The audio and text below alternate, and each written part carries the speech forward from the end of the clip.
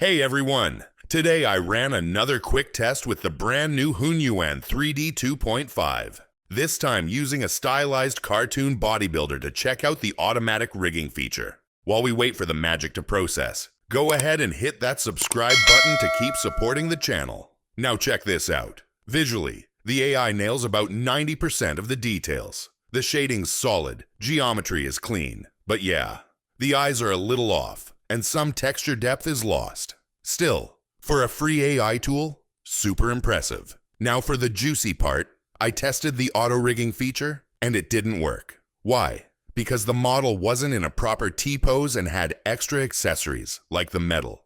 And that confuses the system. So yeah, lesson learned. This is part 1 of the test. I'll be back with a clean model, and hopefully better results. Drop your thoughts in the comments and let me know what weird 3D thing to throw at this tool next. Tool links down below. Like, share, and of course, subscribe if you're into powerful tools without the boring fluff. Peace.